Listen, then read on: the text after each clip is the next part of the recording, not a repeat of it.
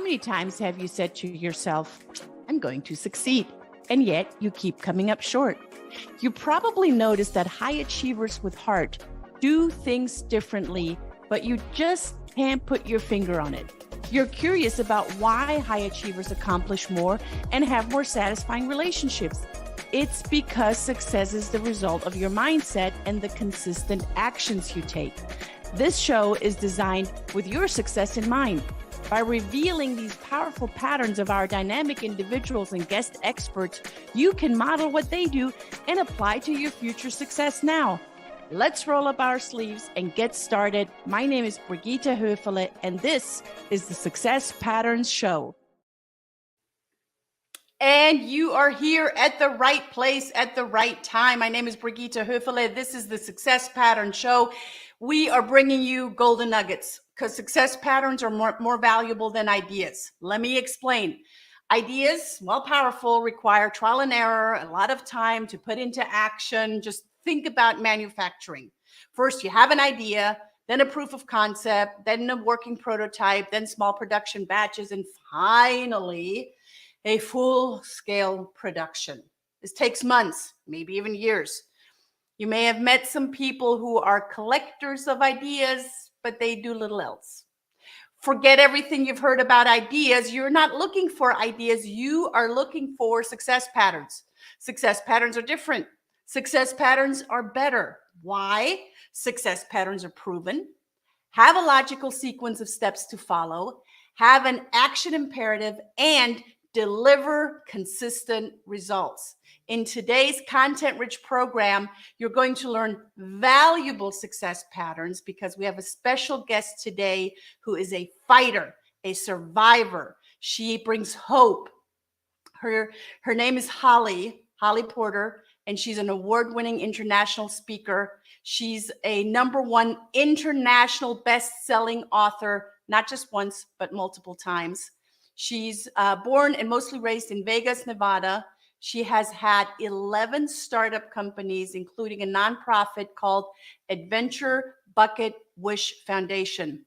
It helps long-haul COVID sufferers to overcome whatever she has overcome, and we will hear more about that. This was created after she was in the hospital for over 70 days with COVID. She loves seeing others succeed and thrive. She's an incredible relationship builder. She loves community. That's what she lives for. Holly and her husband, Scott, raised 8 children who are all adults now, and she has over 16 grandkids. You think she's got a handful, and she's here with us on the Success Pattern Show. Holly, thanks for joining us. Hi, thank you so much for having me, Brigitte.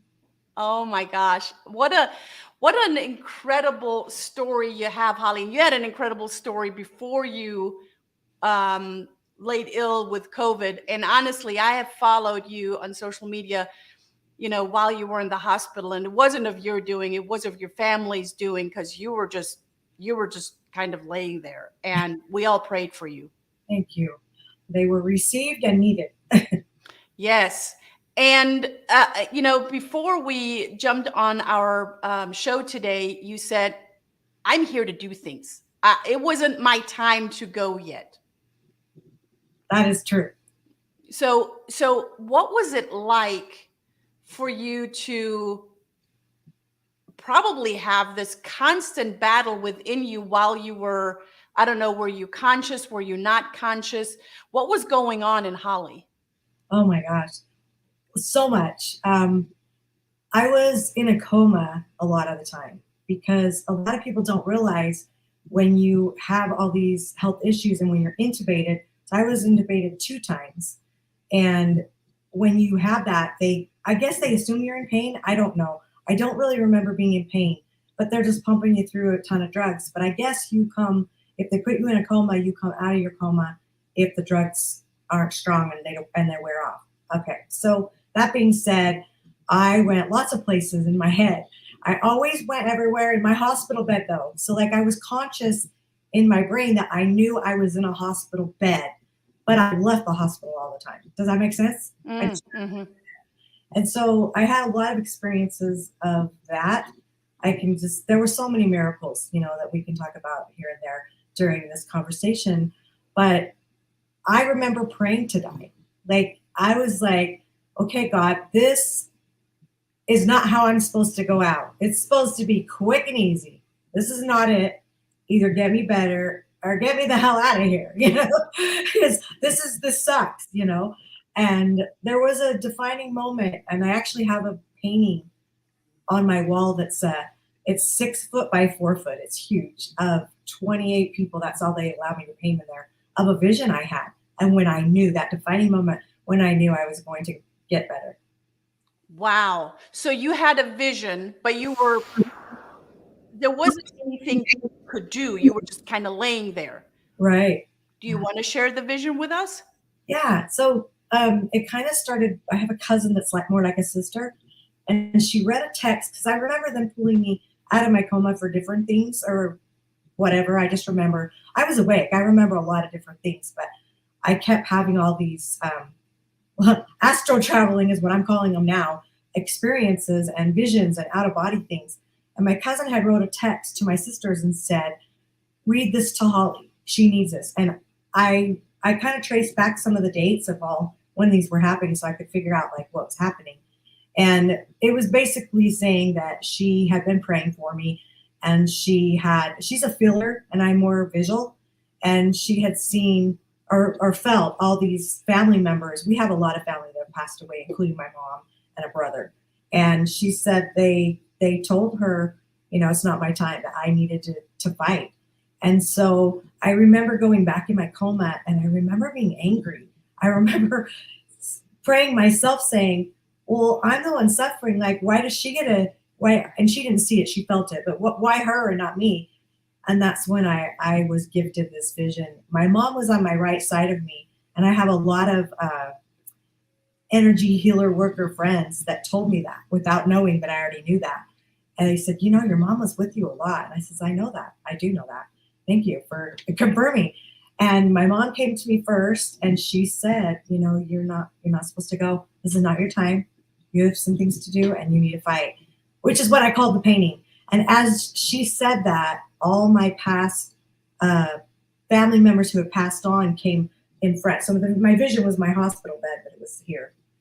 And every time they started chanting fight, then my husband would pop in, and then my kids would pop in, and then close friends would pop in. And like, I remember just seeing above my bed, it just went back as far, like the support I felt and the prayers I felt were so strong that I knew I was going to be okay. I mean, it still sucked, but I knew I'd be okay. And knowing that gave me the courage. And I had a nurse that was kind of a mean nurse, but I look at now, I wish I could meet her in person. I can't even remember her name because I was so out of it. But she came and whispered in my ear in between the ventilators when I was trying to do it on my own. And she said, do you want to die? Like, you have to keep breathing. You have to get that up there. Because all I could see was the clock and numbers everywhere, And you've got to keep that above 90 or you are going to get ventilated again. It is all right here. You are strong. Your sisters told me all about you. You are strong. And I think that really, really just like she kicked my butt. So. Yeah, clearly she was like giving you a pep talk, and you're like, you're mean. And it did something. So coming out of that, over 70 days, what was the first thing you did coming out of the hospital? Well, they wouldn't let me go home. I begged them. They were going to put me in a third location for rehab.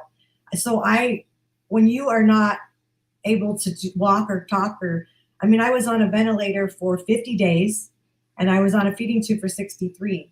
So you're learning how to swallow, to eat, to talk, to walk, to sit up, everything all over again. So I had a lot of rehab. I was really weak. I left on oxygen. I moved in for a couple weeks with one of my boys who had a house all on one level because there's no way I could have done stairs. And within a day, I had to go back to the emergency room because I don't know what happened, but my oxygen went from a 3 to a 6 and my concentrator only went to a 5. So I couldn't breathe again. And it's interesting because I never had anxiety in my whole life. And I remember the nurses asking, my sisters, are you sure she wasn't on something for anxiety? Because it's really bad. And I look back and I think now, let me take away your oxygen and let me see how you react. Yeah, Right. I mean, for real. So I begged them not to keep me in the hospital. That was my 70th day. And I just said, if you just give me a number 10 concentrator, I only needed 6. I'll be good. I just don't keep me here, please, So that was like the first day officially. And it was a lot of rehab. I remember your brain just does not, I mean, everything's mush. I walked in perfectly healthy. I walked out with a dozen prescriptions. Mm. And I'm super holistic. So that was hard. Yeah. Yeah. So now you've created this nonprofit for survivors. I did. So I always wanted a nonprofit, but I got behind a lot of ideas and I've donated and I've done lots of philanthropy. But that was one of my gifts I got, was exactly what it was supposed to look like, what the name was, everything in my coma. So I immediately started working on that and we launched it November 12th, 22. That was my 1-year release date from the hospital. So that was kind of significant for me. It's called Adventure Bucket Wish Foundation. And that's it. That's what it's for. It's really to help support people that have long COVID. There's also a new name they're labeling it as PCC. And so I'll read you our mission. Our mission is to provide support, resources, advocacy for individuals affected by PCC or long COVID. We aim to increase public awareness about this condition and provide a supportive community for those affected. Wow, that's beautiful. So who benefits? Just the people that got the illness, or families, or health providers? Who benefits? Well, it is designed really for the actual person who has long COVID. There's 65 million they've identified that have it. Did you So say 65 million? Yep. I think a lot of people have it and don't even know it because there's over 200 symptoms they've identified people having. So that's pretty much everything, right? Anything you can think of, symptom. And what it does, this is more my belief from what I've just seen. Whatever you might have had, like say you were prone to dementia, Alzheimer's, rheumatoid arthritis, fibromyalgia, those are all on the list. If you were prone to have those and you didn't even know you had them, like I ended up with rheumatoid arthritis, totally caught it on fire. I had nodules. I mean, when I got to the hospital, I couldn't even, that was my fist. I had neuropathy so bad from, I don't know what from, but I couldn't even close my fist. So like every little thing now is a miracle to me because I know how bad I was and how far I came, even though it's not fast enough for me. But that's really who it's for. Their families will benefit because they benefit, right? If we serve others. Yeah. The service piece, from the moment that I met you, and we met many years ago, pre-COVID, has always gotten me really interested in the work that you do. And you are, would you say, okay, the nurse who, whispered in your ear, the family members, but there was something within you that said, okay, I get it. Now let's go roll up our sleeves and just go do it, Holly. Well, I want to get to that, because if we could package that piece and give it to others, that would be such a service to humanity all in itself. Right. Okay. So I'll tell you a little story that came up when you said that. Maybe it's not a story. It's just a comment. So when you said that, I thought of all the years I did personal development. Okay. I ran a political office. I've had 11 startup companies, all this stuff. Right. I will tell you, I never could answer like, what's your passion? What's your why? Oh, that would drive me crazy when people are like, I can help you figure that out. I've paid hundreds and thousands of dollars for personal development over 20, 30 years, right? So I think when she was doing that to me, it was like, I know all this. Because, right, we teach what we need to learn, and then we learn it, and then we teach it. Isn't that kind of how it works? And so I think for me, it was, I know this stuff. But until, like, I feel like God had to literally stop me, slow me down. I couldn't go anywhere if I was in a coma to realize a lot of things. And people ask me all the time, what did that shift for you? It shifted a ton because everything's different. I mean, everything I do for my life, in my life, to my life right now is different than, it's a different approach because I have a lot of residual COVID issues. But I think I never could answer that question. And now I know without a shadow of doubt. I mean, we have another company, I can't really say what it is yet, but that's like so big it could go public in 2 to 3 years that we're starting. So like between that and the nonprofit, I was like, oh my gosh, I get it. And what relationships matter so much to me that when I was traveling, I didn't really have that purpose. Like I didn't have an end game. I was just like so excited to be out meeting people, and if I could help them some way, I was a big connector more than anything. But it didn't pay me.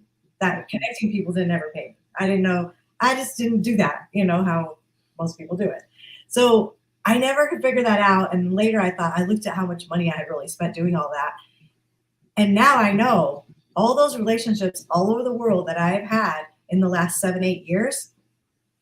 Now is when I need, like now's when I can go to them, and we've built that.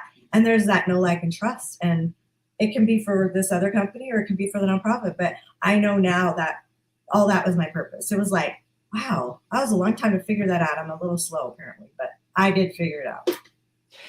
You said something very important, and I've thought about that many times over because I'm a big teacher of pattern interrupts. We in order to do something different, we first need to interrupt the pattern to have a different behavior, to have a different pattern, right? It's all about success patterns.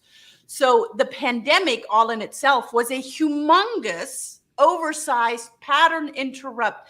I remember driving through Atlanta during the pandemic and going, wow, I mean, it's quiet. The streets are empty, right? There's no pollution. There's no airplanes flying at the beginning of the pandemic. This is great. Like Mother Earth needed a freaking break. Yeah. But then it also came to, situations like yours. And that was a pattern interrupt. It wasn't a nice pattern interrupt. It wasn't a joyful one. Right. And yet it seems like you got something out of it. Well, for me, I did. And I hope a lot of other people will get something out of what I created, what I got, right? That I can help them with. I would, when you said pattern interrupt, I think the best ones to practice on are 2-year-olds.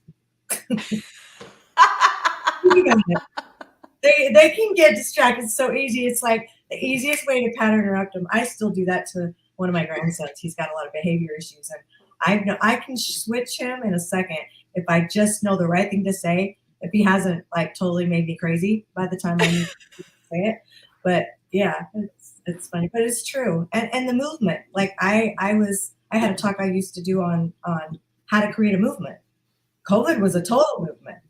I mean, I really honestly can't think of one thing in the history of the world that affected the whole world so quickly, so fast as COVID. Yeah, agreed. Yeah. But I just don't think there was. So we all can relate. And now it's a time to, well, or even, as we got out of the pandemic, is the time to evaluate, what do I want to make that mean? Do I want to stay a victim? Do I want to learn from the things that were just thrown in my lap or in my hospital bed or wherever they were thrown? And what can I do with what I have right now? I remember my parents coming home like in I think it was the 80s from a Zig Ziglar convention. And they always said, what you're going to do with what you got. So what are we going to do with what we got? Like there's the, starting where we are right now and using the resources that we have at hand, and then do actually something with what we learned. I love that. So what makes you jump out of bed if you jump out of bed? Well, what makes you jump out of bed with excitement, Holly? Darn it. Oh, and because if you only saw how I had to sleep. I sleep in a magnet sleeping bed, a sleep apnea I got from COVID, so I have to sleep with a machine.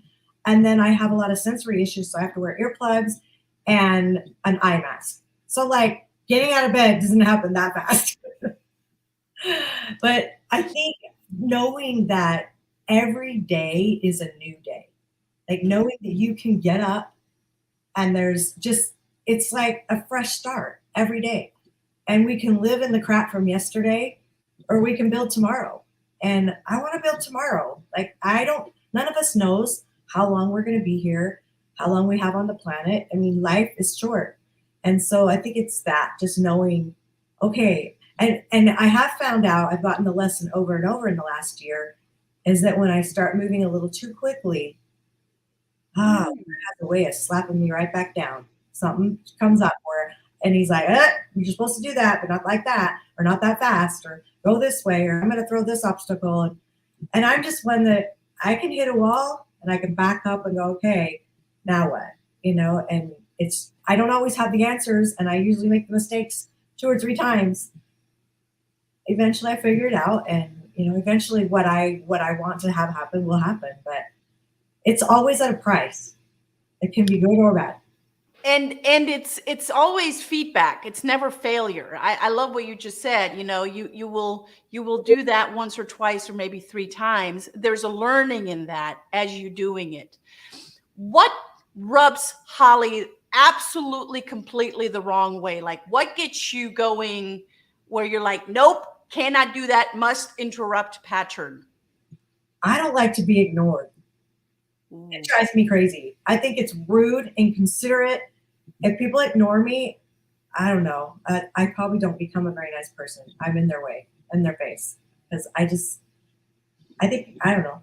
Some people just do that because they don't want to deal with stuff. But I don't know. I'm a problem solver. So I think that's a pattern all in itself, because when you're facing what you're supposed to face and not ignore it, yeah, there's learning in that too. yeah. I'm not saying I don't ignore people, because that isn't that why it triggers me, because I probably do it. It's that mirror image. So I know, because I don't like confrontation, and I've had a lot of it, fighting for a couple grandkids this year. And I don't like it. But you know what? The systems are so broken. Mm-hmm. And it's going to take more than me to repair them. It's going to take the whole world probably to repair them. Well, and it's you with an army. It is you with the army that you have created. You're great at building relationships. You're great at building communities. That is a success pattern. And you said it earlier. Those relationships that you perhaps subconsciously or consciously didn't know what you built them for prior to you laying ill. Yeah. You are now tapping into those relationships. I had no idea before. Like, it was like that aha moment when you're like, oh, that's what, all that was about. Like, that's why. And because I don't feel like you should build a relationship with an agenda. Like, that's not my style. Right. Me, yeah. It's not like there's people that literally strategize how and who they're going to meet and go to and do to get. And to me, I want it organic. I want to know that, hey, they just liked me.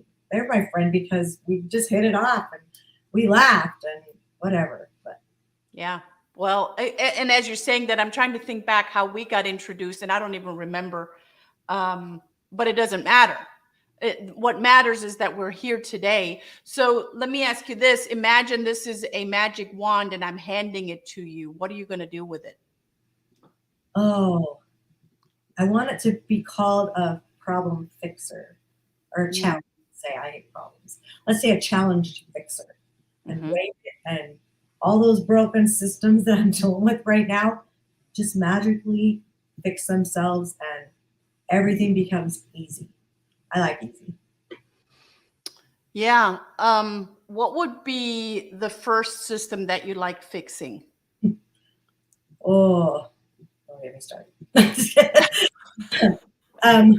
It has 4 letters, but they're called DCFS. Oh, I got you. Okay. Yeah.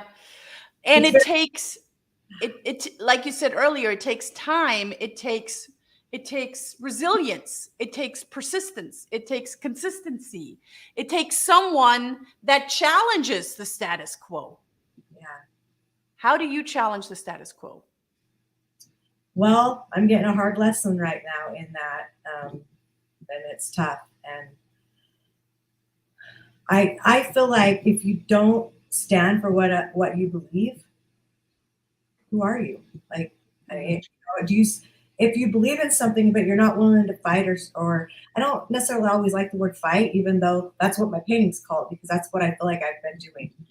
But it's I think it can be easier than we make it. I mean, I look back at the situation, for instance, I'm in right now, and I've had to hire an attorney, and I don't like that. I want to fix it. I do everything I can possible to mend something before it gets to that extreme. But at some point, what's right and who's right, it. And of course, when kids are involved, I'm going to fight a lot harder, Yeah.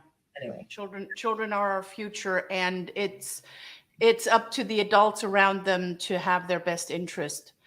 When people that are watching the recording, and they're very inclined to contribute to your foundation, how do they find out about your foundation? How do they donate to your foundation?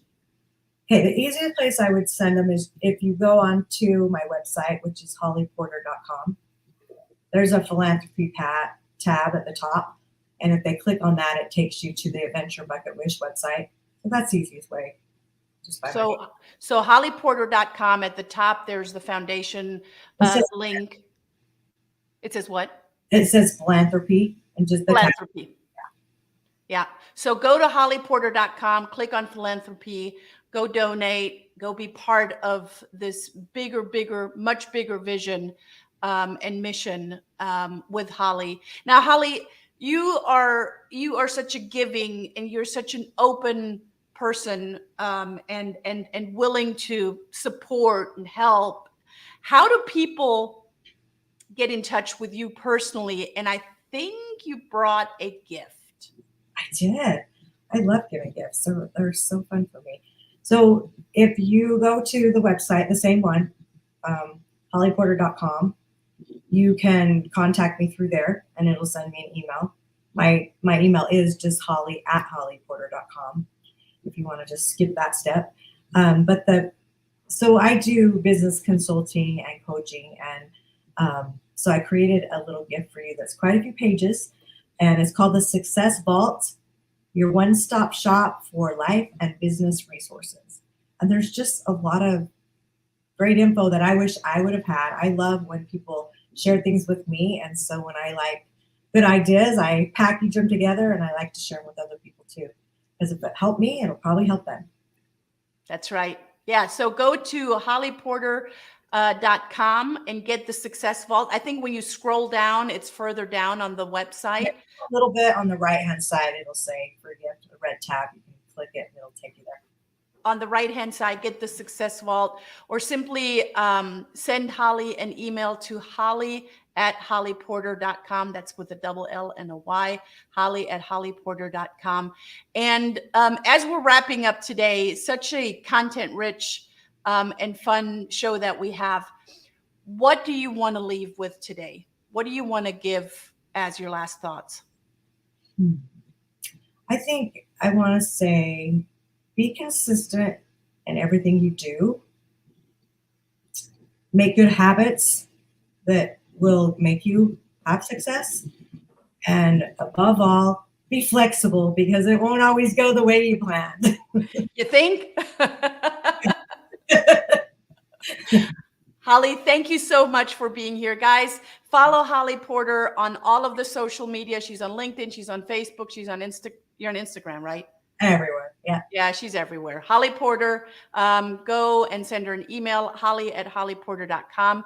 Donate to her philanthropy, and make sure that you're again here for the Success Pattern Show next week, same time, same place. Holly, thanks for being here. Thank you. Ciao, everyone. Thank you for tuning in, and you will notice opportunities to apply success patterns daily while eagerly anticipating next week's content-rich success patterns.